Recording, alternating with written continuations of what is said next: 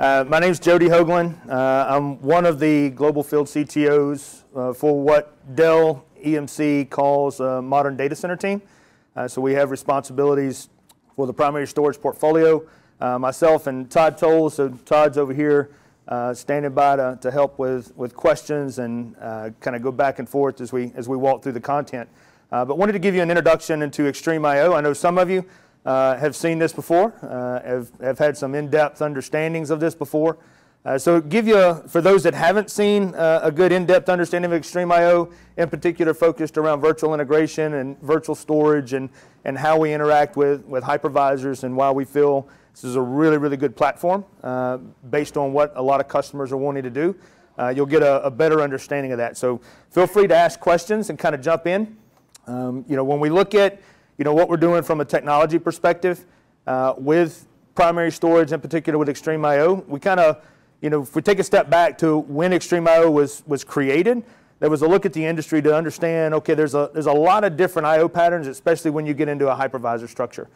You've got databases that are being consolidated. You got hypervisor I/O under the covers. You got a lot of things that are being broken up and distributed across the primary storage infrastructure. And as a result, you kind of get this thing, called an I/O blender, right? So you've got, 32K IOs, 128K IOs, 8Ks, 4Ks, 512 byte. You just got a bunch of random things that begin to come at a storage infrastructure where you didn't necessarily have that when you were just solely attached to a physical application infrastructure. So as you begin to look at that and kind of deal with that, there's a lot of things that begin to happen.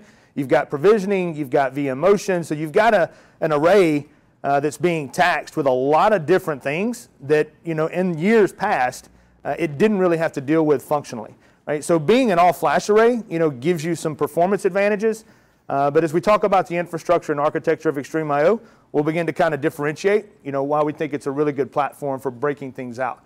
You've got this aspect of acceleration, consolidation, agility. These are all things, that data centers need in order to keep up with virtualized workloads, right? So on when you look at it from a scale-up, scale-out perspective, looking at acceleration, consolidation, and agility as you kind of bracket this out, you'll notice, what we do with XtremIO is the ability to scale the infrastructure dynamically, right? So customers can start small. They can start with a limited, subset of infrastructure, and as they need to, they can begin to grow and scale that out. In a lot of scenarios, in the industry, you may be looking at buying other arrays. I'm going to put an array here. I'm going to silo that application or that workload set, or I have another ESX farm. I'm going to silo that onto another array, The concept and the premise with XtremIO, for those that don't know, is to basically give you an infrastructure that allows you to expand and grow as the environment expands and grows. So you've got that ability to start small and just continue to add what we call X bricks, is the foundation. And as you add X bricks, that environment dynamically scales. You don't have to do any kind of reallocation. There's an automatic redistribution on the back end of the array. Right? Data services, pretty critical to virtual infrastructure. When you're talking about virtual infrastructure in particular, a lot of customers really want those inline efficiency capabilities. Deduplication in particular, when you're dealing with virtual environments, especially VDI or copies of the same VSI or virtual server infrastructure environment, you're dealing with a lot of cases where it's the same subsets of data over and over and over again. One of the primary principles of XtremIO at its inception was that once we implement this thing, all data services inline all the time. There is no throttle back, there is no slow down, there's no turn this off, there's no select it by this line or this line or this line. It just does everything naturally all the time. That's simply the way that the architecture is constructed. So you basically get all of these things in there capable day one out of the box.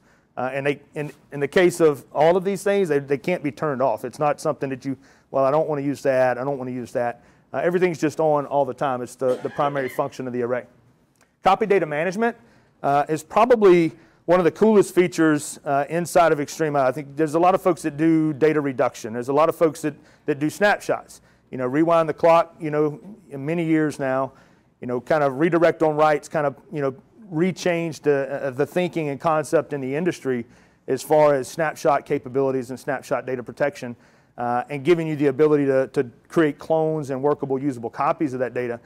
But what we do with writable snaps is in XtremIO, everything is writable, right? So every snapshot you create is writable. We did recently introduce a feature several software releases back where a customer can make it read-only. So if they want that golden copy that is read-only, that can never be edited or never be manipulated, they can select a box and say that's going to be a read-only copy that can never be manipulated. But by default, okay, you keep using that never word. The never word? And so when you say never, I hear 17.4a. We're not talking about that degree of forever, right?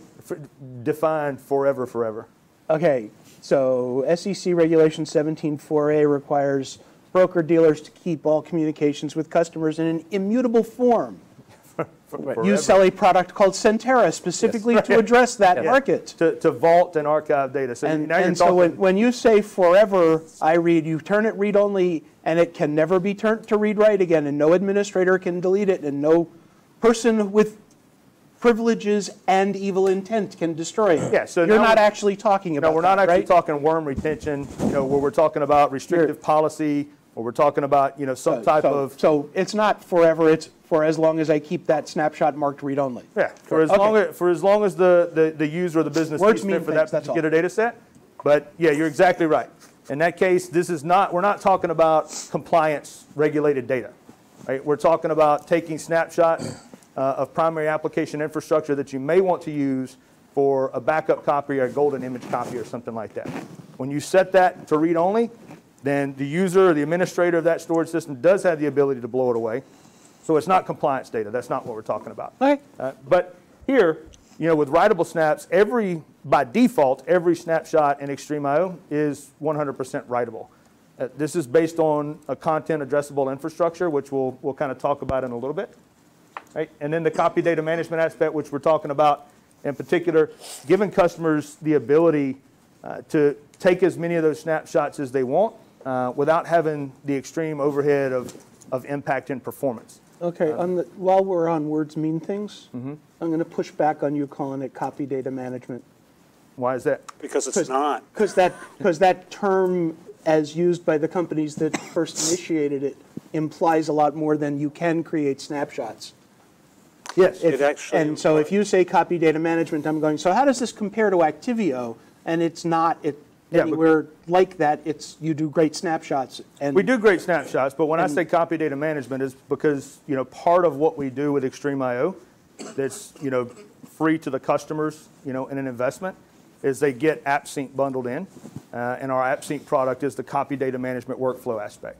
So that does give the customers the ability, without an investment in a tertiary product, to be able to take snapshots and create workflows out of them. So you can make them, you're going to make a snapshot writable just by default. I go take a snapshot in the native array, but I can orchestrate that through the application.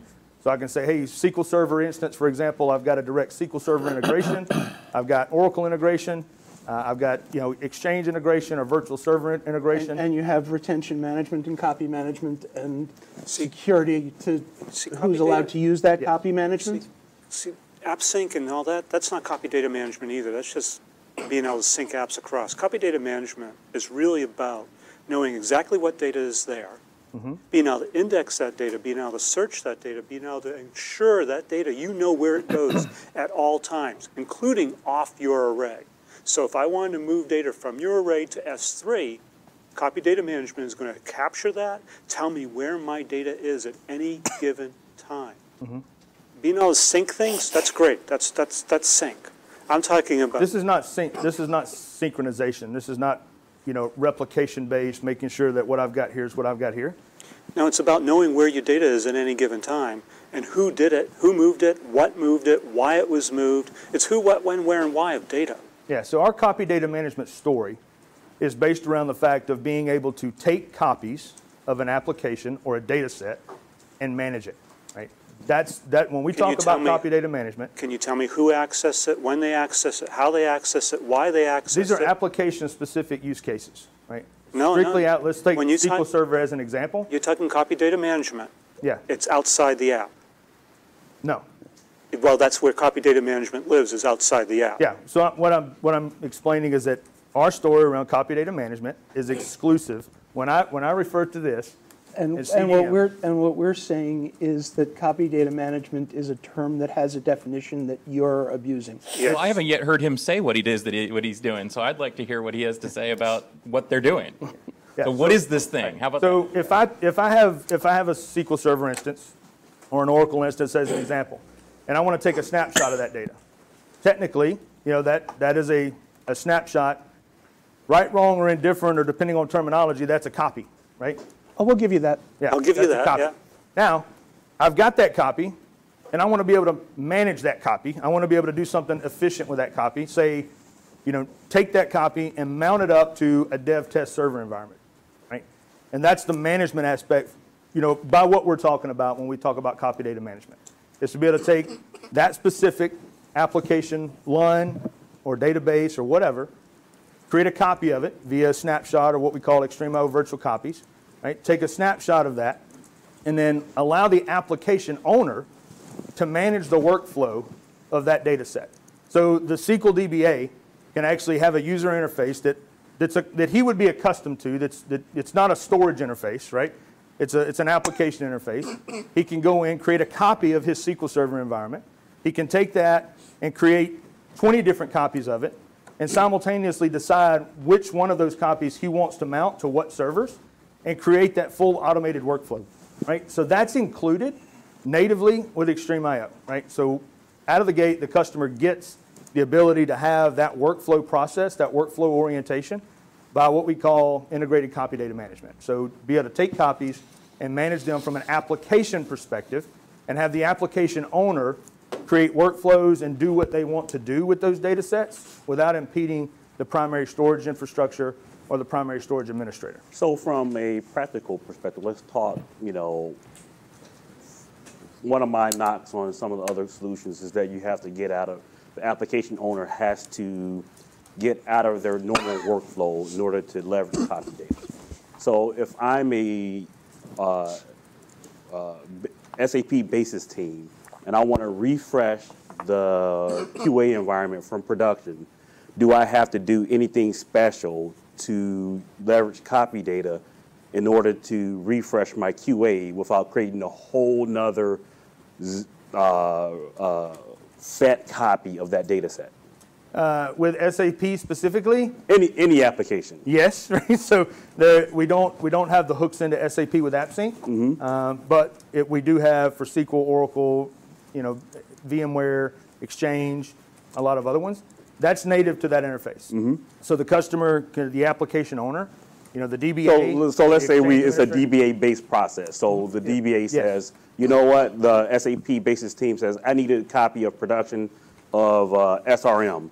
And the DBA normally does that. So from a DBA perspective, the Oracle DBA does his job and then says, okay, app team, go and do your app layer. The database has been refreshed. The application owner in this particular case, so is the data, to answer your question, whether it's DBA or Exchange, whoever, they can actually go into the AppSync interface. They create their own workflow. They can see and discover their application servers, so and they can create workflows for my them. pushback is, from a practical, I'd love to hear what customers are actually doing.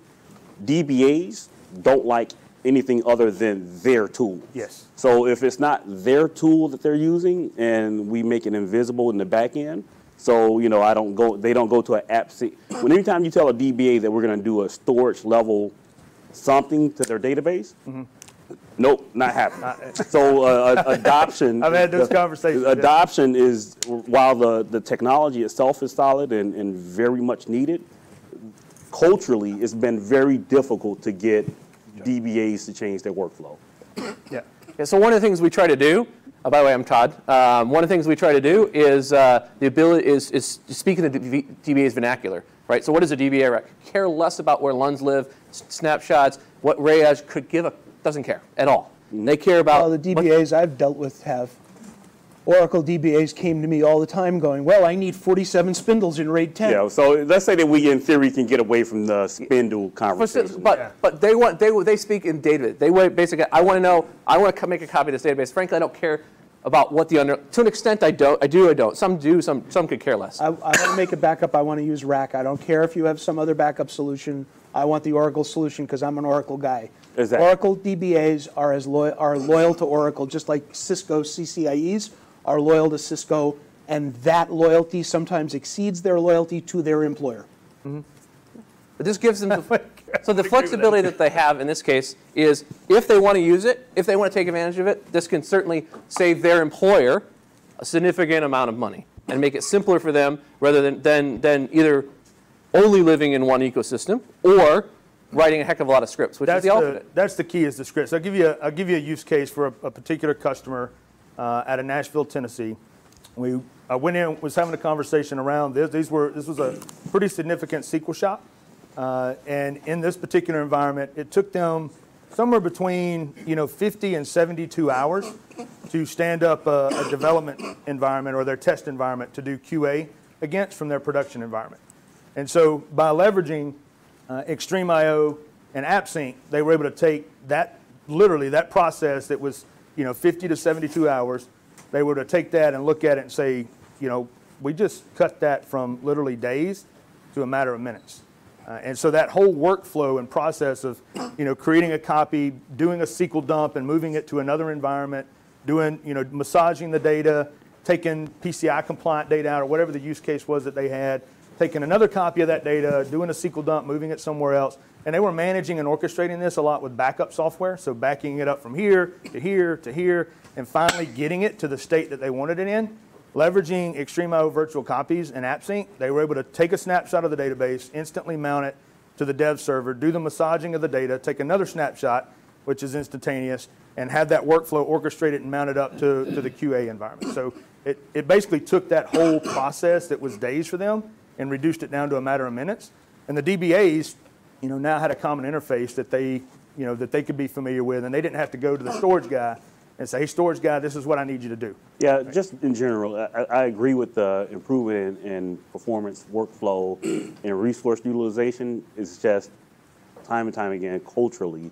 And I don't mean to just pick on DBAs. This is just enterprise IT in general. We have a really hard time taking advantage of things that change our workflow. And this changes the workflow, or at least changes our tools in the workflow. And that's a very difficult cultural barrier to get. I would agree. I used to sit in an administrator chair. I was a Solaris admin. I worked for Sun a long time and was in a customer, running a data center in a big enterprise environment. And the Oracle DBAs, I mean, they come in and they would dictate, this is, to Howard's point, this is what I want. I don't care what your fancy tools are. This is what you're going to do. And sometimes, honestly, it was the case of us saying, running our fancy tools and saying, okay, I did what you asked, and they don't know the difference. Exactly. And that comes to the cost savings that I think Todd was talking about. Before you go on, Yes. what you're describing is data orchestration, Yes, to an extent, yes. but you're not talking about copy data management. I'm still going to push back on that one. Okay. fair enough. Because copy data management is about an oversight almost, a third party almost, not the DBAs, not anything like that, but another part of your organization being able to tell where all your data is at any given time. Okay. This is about orchestrating data to make it easier for people to do development and stuff like that, which is a very small part of copy data management. Now I would want to ask, it's like, okay, who knows where all your data is? How many copies are there? What are you doing with those copies? Are you actually retracting them after a time limit's gone up? Are you just letting them hang out there forever? Mm-hmm. Who's managing that? And the Oracle DBA is probably not the one that's going to manage that. Correct. That's a policy concern. But knowing where your data is and being able to manage all those copies and giving them time limits and meeting compliance and meeting security policy, that's copy data management. Mm-hmm. So I'll give you data orchestration, but I won't go that far. Well, I mean, just inside of the bubble of XtremIO, in particular, we'll extend this over into the VMAX categories as well. But when we're talking about taking a copy and allowing an application administrator to manage that copy, that's what we're referring to, quite basically. Yeah, Your I point get that. taken at a holistic level, at an industry perspective, I'll understand that. And now, then I would ask, how do you take that data and take that data that you just got? I mean, Dell EMC has a product, does copy data management, the one we're talking about. how does this feed into that so that I know where all my And what copies are? product are you referencing? It's part of your backup suite, actually. Which one? God, I can't remember the name of it. That's the problem. What is it? It'll come Sounds to like me. a great discussion afterwards. Okay. Yeah, it'll be after this, but I just can't remember it off the top of my head. It came out of Dell EMC World last year. So again, going back to the virtual workloads and looking at what we're trying trying to to remember accomplish it. from a primary storage infrastructure perspective, scaling out with consistent outcomes, making It's called sure enterprise copy data management. Thank that you. you have the ability to take a particular data set that needs to grow. One of the challenges that you too face simple. inside of a primary storage infrastructure is limited compute resources. So we've got arrays that have limited compute resources, but they'll say, well, you can put petabytes and petabytes and petabytes of data behind this. Like for example, some of our entry-level mid-range products, we say, well, this array scales up to 10 petabytes of storage.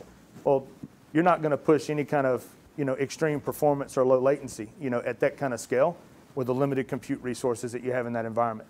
So the whole intent behind an architecture like XtremIO is that as you add capacity or need to add capacity, that you have the option now with X2 of adding compute to grow along with that, so that you never suffer that latency impact or that overall performance impact as the environment needs to grow and to scale.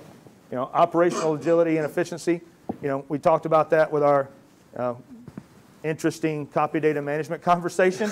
Maybe we'll just talk about it as being operational agility and efficiency, management, monitoring, orchestration, and data protection and availability. We basically invented a data protection schema called XDP to basically protect the data as we write it across the flash drives. And so we get very, very good overall efficiency. On an X2 at scale, we're talking about a box that's 88, 89% raw to usable effectiveness. Okay, so it's very, very efficient as far as what you get out of the box. Okay, so this is kind of a look at when we talk about being able to scale dynamically. So being able to start with a single XBrick, which is kind of the foundational building point. So you have dual active controllers inside of there that are sharing and distributing the workload as it comes in to the system, and then we distribute that to the SSDs. With our X2 architecture, this is new. In X1, we had predefined sets inside of an XBrick. You had 25 SSDs at fixed scale. If you wanted to grow, you had to add a whole nother complete XBrick with 25 SSDs. And if you wanted to grow again, then we only supported the even numbers. So you went from 2 to 4 to 6 to 8. We've now grown past that as an architecture, and we now allow scale-up capabilities. So now the customers can add just SSDs in increments inside of a 72U DAE. It's a 2U DAE that we basically custom built that allows us to put 72 flash drives inside of the DAE, and then the customers can scale up as they need to. Okay. Then we can add other XBricks and then grow that out, right, overall. And then get up to about 5.5 petabytes of effective, based on with a data reduction ratio. Right? So looking at overall, we've got a lot more flexibility. Odd numbers of XBricks now? We do support odd numbers of XBricks now. Yeah. So looking at the performance again, we look at what we're trying to do, by creating an environment that's always scalable, right? So inside of a single XBrick, so if we start to the left and kind of work our way over, we have dual controllers. Each of those controllers has a metadata footprint as they're processing I/O that's coming into the system, and then you have the user data, which is actually being parked onto the flash media itself, and then through all of that, we basically have an InfiniBand fabric where we leverage the RDMA protocol to be the cross communication point across the cluster. Right? So basically, what happens is we take all of those storage controllers in the cluster, and we take all of their DRAM, all of their memory, their system memory, and we create a global memory fabric leveraging RDMA across the cluster. So that way, whether it's XBrick 4 or XBrick 3 or XBrick 2, all of them are constantly aware of what's in another XBrick's memory region, right? And so they have the ability, if an I/O comes in, says, hey, I need to process this I/O, but that data lives on XBrick 2. He can go across that low latency InfiniBand fabric via RDMA, have direct access to that memory region, pull the I/O, and serve it back out, right? Make sense? Is this why 8 is the limit of X bricks? Actually, architecturally, the 8 is not a limit. Yeah, it's just a logical limit if we look at the number and InfiniBand in the back end, right? So if there's 18 port switch, that makes you 16 controllers plus 2 to connect in between. There's no, actually, architecturally, we could go beyond that.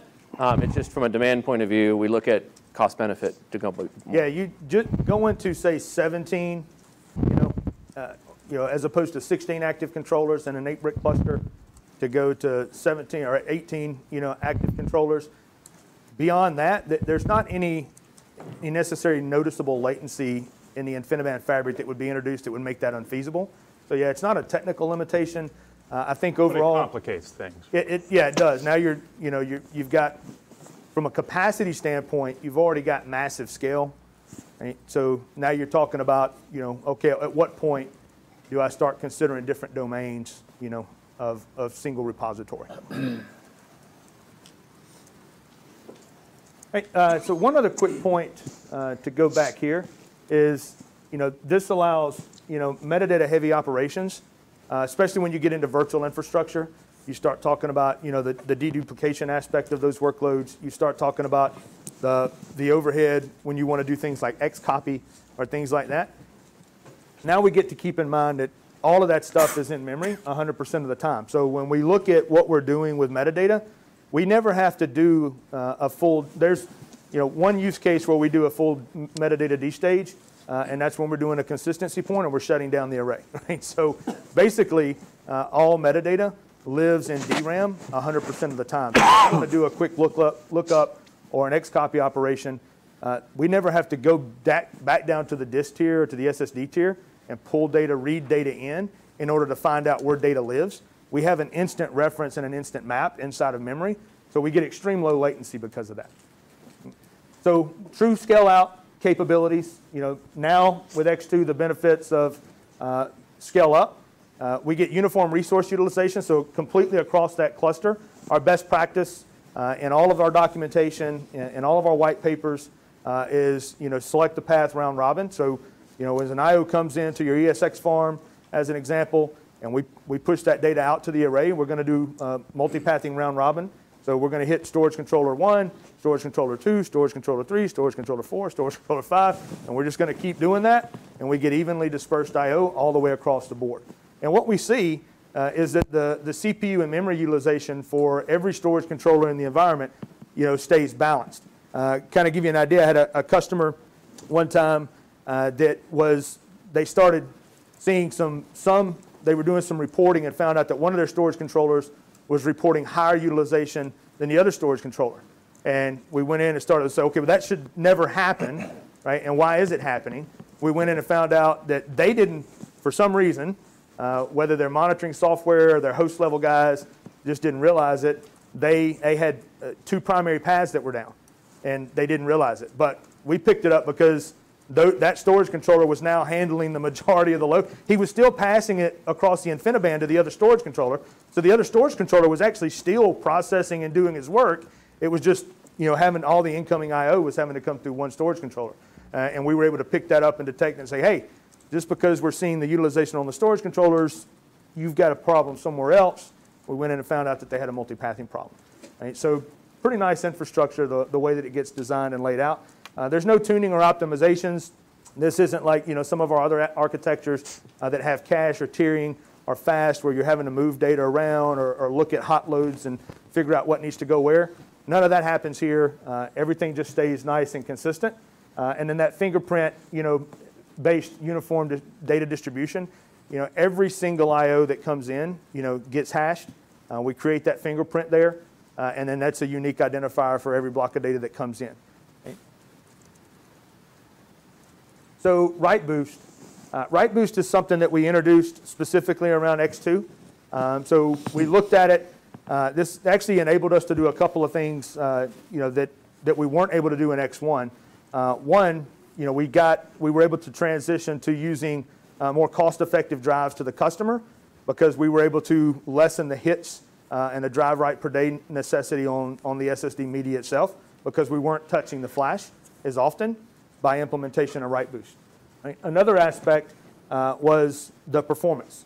Right? So by implementing write boost, we were able to eliminate a lot of back-end I/O that was having to take place in order to do now direct writes and do direct acknowledgments of writes, which gave us significant improvements in performance. We're seeing upwards of 80% write improvements just by going from X1 to X2 by the software update.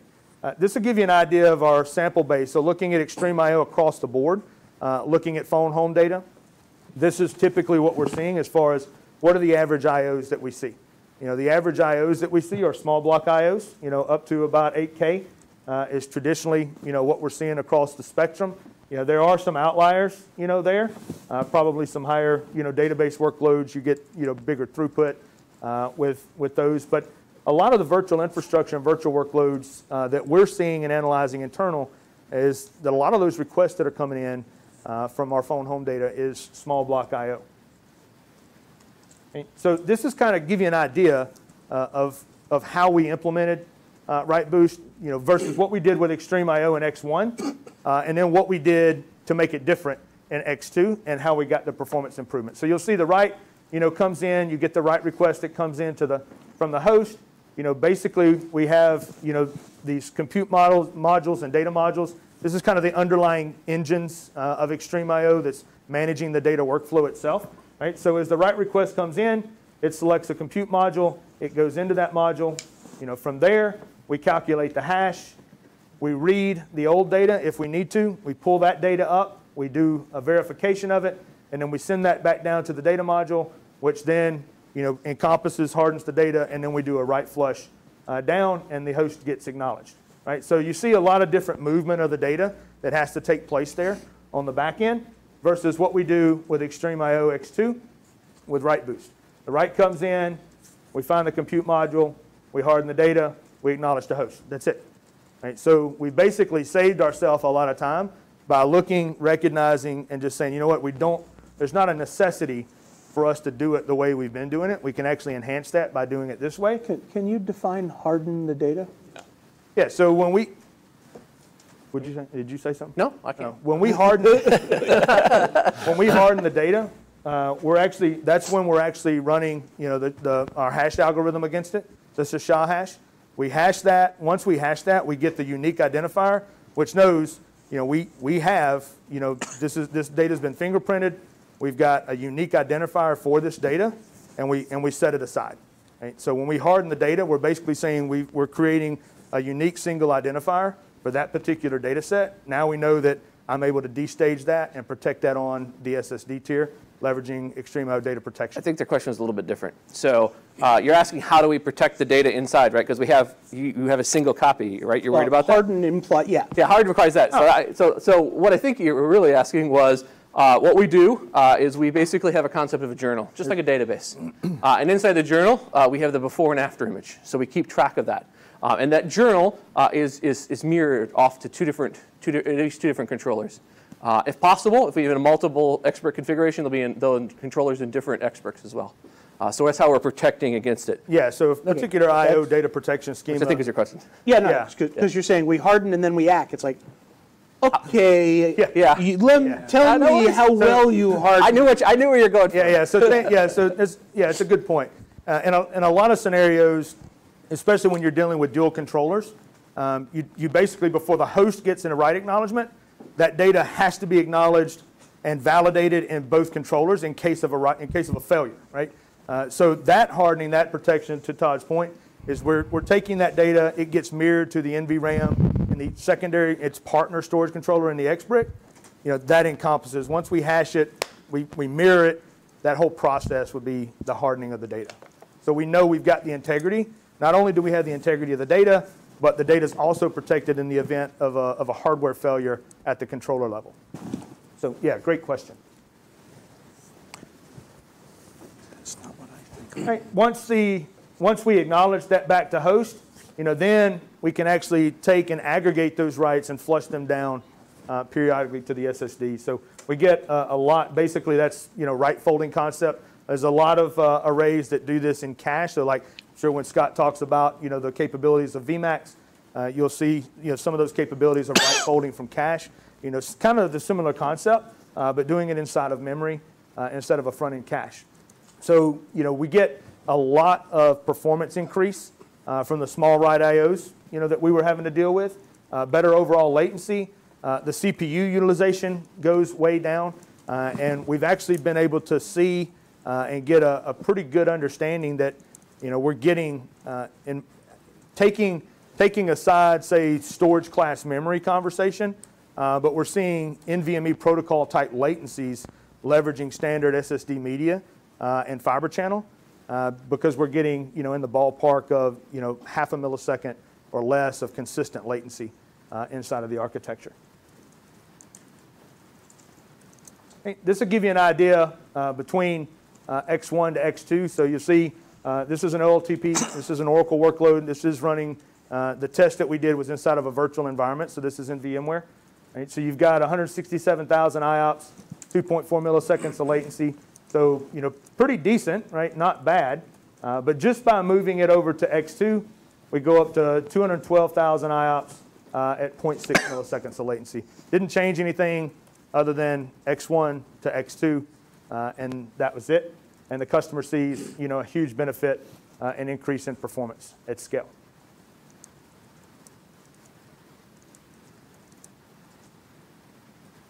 So overall, if we get a little bit deeper into the VMware side of the house and the VMware integration, so looking at VAI, offloading storage is, I think everybody be familiar with what VAI is, basically taking something that would be done at the ESX host level, at the server farm level, and the compute farm level, saying I'm going to take that operation and let the storage array handle it. Right? And so that concept here, implementing that on XtremIO, because I do have the storage controllers at scale and everything's in memory, it gives me some very unique capabilities to free up those CPU cycles on the host, leverage VM cloning, vMotion, block zeroing, eager-thick zero, however you want to do it, lazy. It gives us some unique capabilities because of the way that the architecture is built and put together, especially for full copy, XCopy, block zeroing, space reclamation, and unmap. So leveraging XCopy, depending on the storage infrastructure you're using, if you're offloading that to the storage infrastructure, depending on the technology that it's using, could take a very long time, depending on what the implementation is. Of course, if it's is it an all-flash array? Is it spinning disk array? How is XCopy being leveraged under the covers? How many resources do you have available in order to make all this stuff happen? I've got to do block by block copies across the board. Right? So there's a lot of things that have to be taken into account. Right? But when we implement this on XtremIO, because we are leveraging that global memory fabric, we are leveraging 100% in-memory metadata, we've got the ability to cross-reference across the entire cluster and basically make pointers and updates, and then turn that XCopy operation from what could be a significant amount of minutes to hours, depending on what the scenario is, into just a couple of minutes. So cloning, thousands of VMs on XtremIO, you get basically instant copies, right? I've got the ability to create these instant copies, spin them up very quick, power them on, because all I'm doing is creating new ref counts inside of the metadata structure without having to move blocks of data around. So, this is important to understand and think about because of the way that XtremIO works. If you think back to the beginning when we talked about data services, we're doing inline deduplication, we're doing inline compression, and which is kind of a staple of what most customers would want from a primary all-flash array, especially running virtualized workloads. But one of the things that's somewhat unique to XtremIO is the concept of deduplication, right? So we don't actually have a deduplication engine that runs against the data set, right? So as we're bringing I/O in, we're not looking at it and saying, okay, well, I need to take my deduplication engine inside of my storage operating system and run that against this data set, or I'm only going to run that at a particular volume because I can take the engine and run it at a particular data set. We don't function that way. So we're a content addressable storage array, which by definition, every block of I/O that comes in gets hashed, gets a unique identifier. That's simply the way the array works, right? So because of that, we can never park the same block of data physically twice in the same cluster anywhere.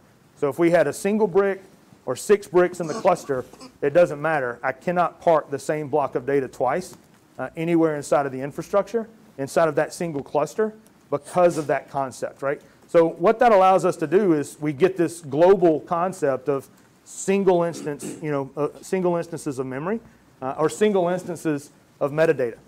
Right? So I've got some really nice reference points now to be able to go and do lookup structures and to do copies, because all I'm doing is increasing reference counters inside of that structure instead of creating multiple copies of it. Okay? So deleting VMs, doing space reclamation. So how many of y'all in the room are VMware studs? I know looking at some of the profiles, some of y'all were. I wouldn't use the stud term, I'll go with but the I'm intent. relatively experienced. Yeah. So I know I can spell Especially VMware. with I know there was a lot of expert level folks, and believe it or not, to go back to something Keith mentioned earlier, was the concept of the administrator sitting in the chair every day has a concept of this is how we do things. And I'm not sure, maybe it relates to you in the industries and who you're playing ball with every day, but I still to this day walk into 99 or 100% virtualized shops, and the storage administrator or the VMware administrator does not understand what unmap is. They just look at you and they're like, Thin provisioning is magic. It just makes sure that we don't use any extra space. exactly, right? Nobody understands that thin provisioning means grows as much as you want, never shrinks till you explicitly tell us. Yeah, exactly. So they look at in a thin provisioned environment, to Howard's point, inside, especially with a modern flash array, that by its inception is a thin provisioned array, right? They park all this data out there, then they delete things at the host level, and then they wind up with, they're not seeing their storage capacity reduced at all, and they start running out of storage capacity, and they start wondering why. And that's where Unmap comes in. So we do a lot of education with the customers, in particular with native thin provisioned all flash arrays, on why this is so critical, is being able to go in and do unmaps of that data structure so that they can get the capacity back that they expect. So going in, deleting it, that's the concept of it. But when you do that, there's a lot of churn that has to take place, right, on the back end of the array, right? There's a lot of, it's got to go out, do all the references. Depending on the metadata structure, depending on how you implement data reduction and deduplication, there may be different, pulling up of metadata from the disk tier, which XtremIO doesn't do that. Everything's in memory 100% of the time. So if I can do references inside of DRAM 100% of the time and just decrease my ref counts, there, I get very, very good performance as I'm doing unmap. So there's still always going to be that kind of churn and burn that has to take place. But I think the design and the architecture of XtremIO makes it less painful and makes it very efficient to the user. Right, so also upgrading to vSphere 6.5 P1 and leveraging our VSI plugin, we can actually help the customers automate this process a little bit. So we'll talk about that here. So the VSI plugin, our storage integrator plugin, the customer can deploy this, and gives them a common interface to be able to kind of manage, all of the VMware integration points from us. So they can provision new data stores, they can do monitoring of storage. I think one of the big ones there is schedule space reclamation. That's something that the customers really find of value, is the ability to say, hey, I'm going to set a schedule. I'm going to do this once a month or once every 2 days or whatever fits their bill. To be able to go in and say, hey, I know I'm going to be, moving large swaths of data or deleting chunks of data over the period of a month. That's what weekends are for. Yeah, yeah, and you can schedule this on a weekend so that they don't have to manually kick off the process. They can just set up the schedule. They can set it up to run every weekend, and then it'll run, and they get their space reclamation back Monday morning when they come in. Or you can use VMFS 6 that yes. can manage automatically Yep. reclamation. Yeah, you can do it at that level as well. Take XtremIO snapshots. So basically this would be a direct integration into the storage management aspect itself to say, hey, just tell XtremIO to take a crash consistent snapshot of that data set, and it'll do that. Do you have also virtual volume support, or are you going to think to implement it? For VVols? Virtual volume, VVols. Yeah, so for VVols, so currently, it's our Unity platform has VVol Yep. support today. We're actually evaluating that, inside of the enterprise architecture with the XtremIO and both VMAX.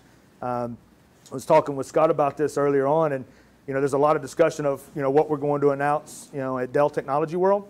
So I think we'll see some things there, that will give you some insight and some understanding into the futures of where we're taking the products, in particular around VVols. Because some optimization can be better with VVol if you can see the single VM object. The single instance, right. Like a snapshot or so on, or copy without, right. or with using VAA. Yeah, before we kicked off the sessions, Howard and I were having a conversation about this, and was talking about the necessity, in particular with VMware, because there hasn't been this massive adoption of VVol in the industry, and I think there's some particular reasons for that now. VASA 3's out, right? So that gives you some good hooks in to leverage the replication aspects of VVols. And we'll see, coming up, I think, in a few months, of some of the strategies and directions around VVols and these platforms. Okay, so here's kind of some screenshots that gives you an idea inside of the VSI plugin. So basically allow the customer, which is somewhat of a common practice, but a very efficient practice, to let the customer set best practice settings so they can go through and say, hey, I want to select all the best practices, click apply, and allow it. It'll give you the necessary warning if you got to reboot the ESX host, but you can set those best practices and continue to move on. Space reclamation, so you can set a schedule where you say, I want to run this now directly from the plugin instead of having to go to each ESXi host to do this.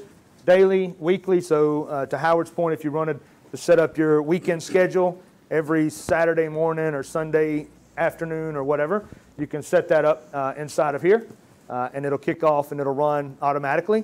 So the storage administrator will know that they're always getting that space reclamation ran, and that they're always going to be presenting to their application owners or their VMware administrators.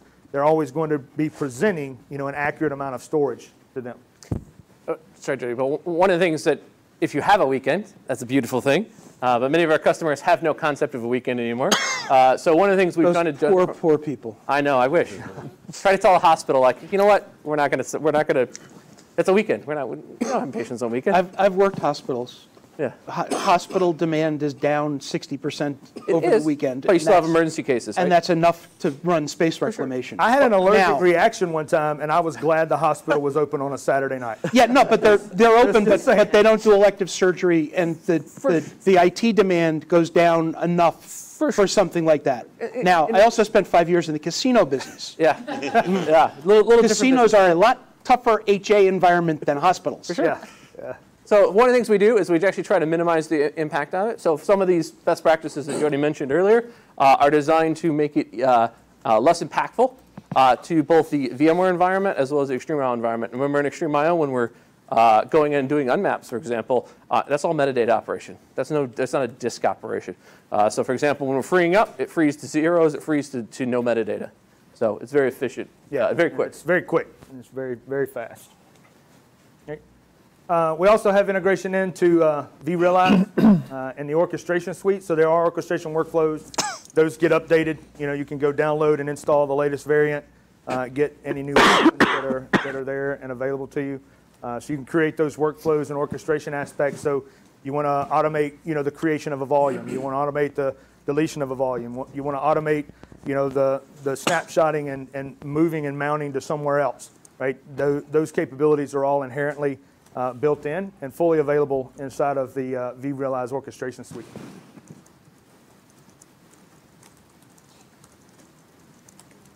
I'm not sure that I want to talk about copy data management. Since we're on the subject, right?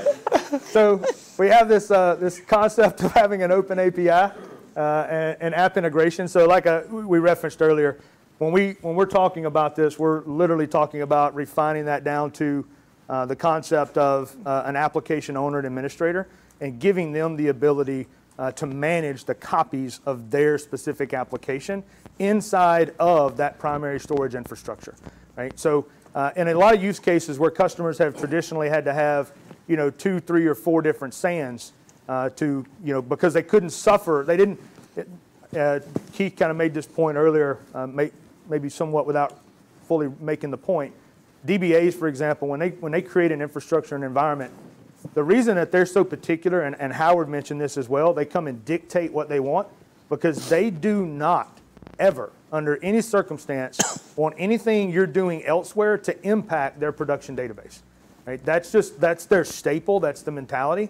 The reality is with the infrastructure of XtremIO, because of the scale design, because of the consistent metadata in memory 100% of the time, we can literally create those copies and serve them up on the same infrastructure. So customers that traditionally have had to have 2, 3, or 4 SANs for production, dev, test, QA, we've been able to consolidate. In a lot of those cases, we've been able to consolidate down to a single instance of XtremIO and leverage the performance at scale of XtremIO and do dev, test, and QA, and allow like dev environments, for example, and QA environments to have instant refreshable copies of production instantly available to them.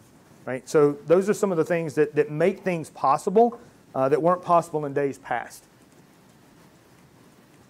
Data protection, XtremIO virtual copies, being able to create that read-only snapshot, not worm retention, not compliance, right?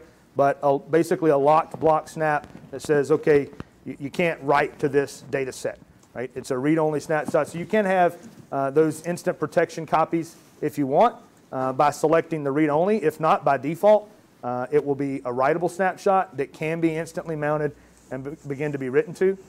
Data domain and protect point, so our backup suite and infrastructure, we've got the ability to plug directly into that. So customers that have, which is a large majority of the enterprise and mid-market space and the commercial space, they leverage data domain.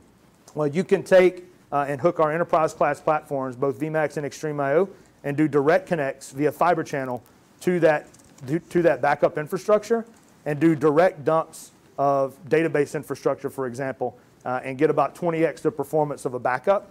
And then you can push it the other way and you can do a restore directly from there. Instead of going across a network infrastructure, going through some type of media server or restore host, you can actually do a direct dump back to the infrastructure itself.